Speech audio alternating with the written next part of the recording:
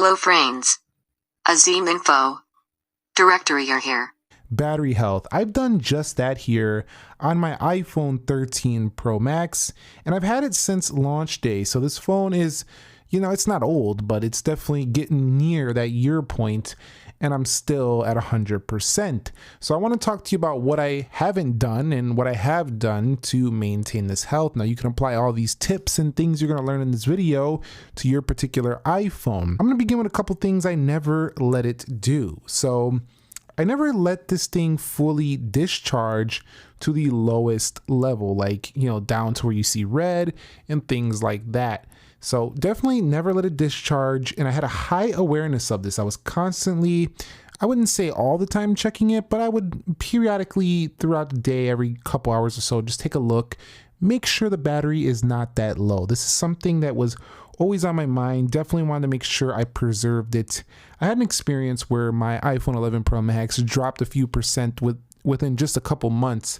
Wasn't very happy with that. So definitely decided to keep an eye on it. So I just didn't let it discharge because I had that awareness of it. That's the first thing. The next thing I never let it do was I specifically never let this battery get below 50%. I did that also by using low power mode sometimes, depending on if I was out or not.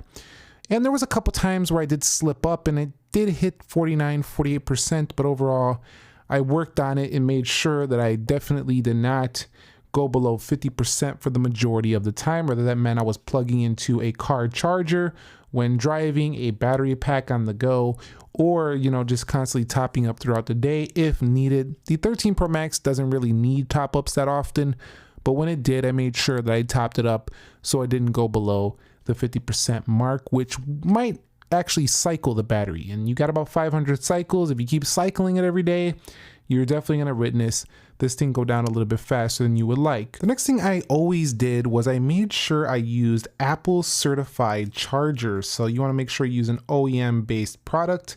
Now this is the 5-watt charger. I was typically charging the 13 Pro Max on its, fast charger, which is not recommended if you're going to keep your phone 5, years or so. You probably want to charge it slower, as the faster charging will heat up the battery a little bit more and potentially chemically age it a little bit faster. So I would recommend using this if you're not short on time, like you can charge it overnight or whatever, but we'll talk about should you even charge overnight later, or you're gonna charge it for several hours, you'll probably want to use this.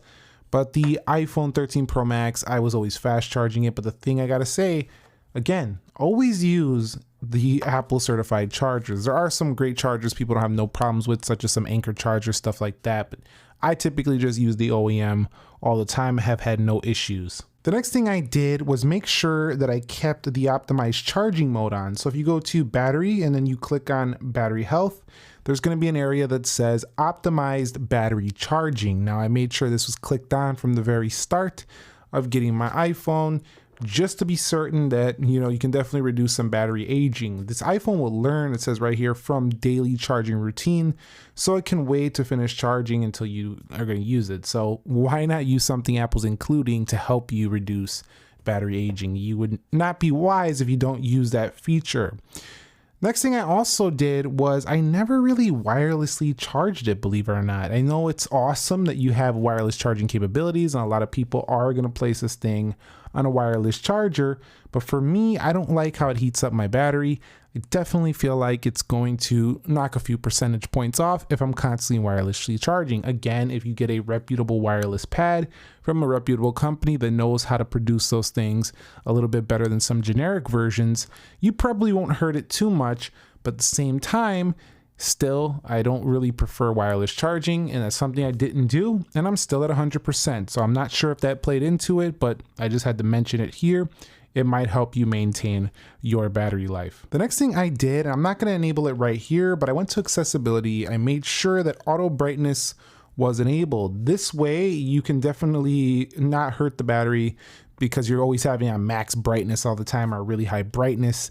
Again, unnecessarily heating up the battery, potentially degrading its life over time. So I did use auto brightness quite a bit on this phone just to make sure this battery would just age pretty well, and it's paid off in good dividends here. Next thing I didn't do, and it's again related to charging the iPhone, is I oftentimes never charge the iPhone all the way to 100%.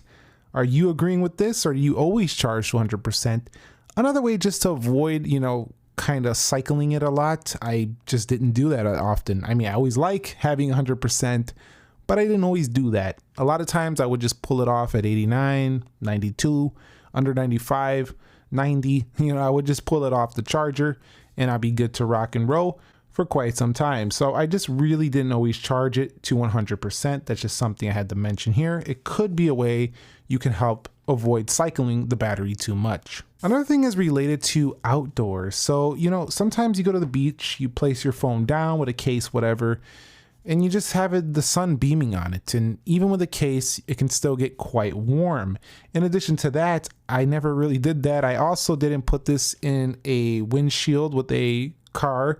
Those car GPS holders, definitely did not put it there so it could heat up and get really hot with the sun blazing through the windshield, stuff like that. So I typically kept the iPhone at room temperature for the most part. Just ways to avoid heating up this iPhone 13 Pro Max too much and saving my battery. It's definitely, I think, helped out a little bit and something you could try to apply. The next thing I did was I constantly, and I mean constantly, was checking for software updates, religiously keeping my iOS updated immediately as the iOS updates came out, just to make sure we don't have any bugs or any software issues messing with the battery performance. So definitely something you could keep in mind. Just keep your iOS updated as often as possible. You can even set it on automatic updates if you're a busy person, don't got time to do it all the time manually and stuff like that. You can just go here, automatic updates, download iOS updates, install them. It'll do it overnight automatically. You don't even got to do anything. So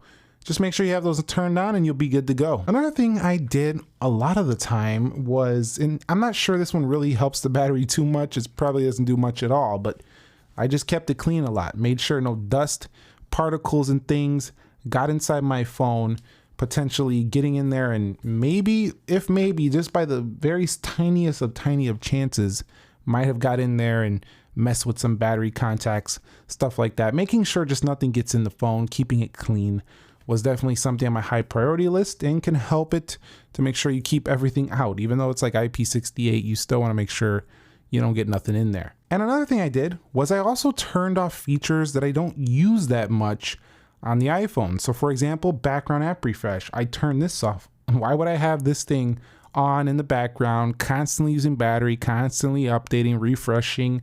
No, I just turned it off. It's been off ever since like the beginning of my usage with this phone way back in September 2021, and I still have 100 battery life today. So definitely hoping that helped.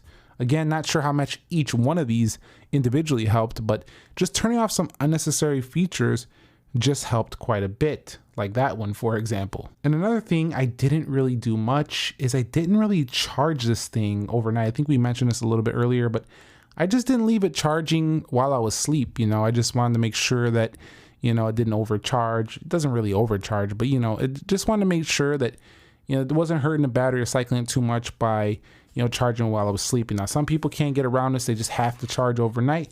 And if you do, again, just turn on the feature optimized battery charging. Use a slower brick since you're going to be sleeping. You'll still wake up with 100%. But definitely, these are the things I've done. And I got to tell you, I'm pretty impressed that it's still held up to this day. Now, some people will report that just within a year, they're already down to 87, 86, 85, which is pretty, I don't like that.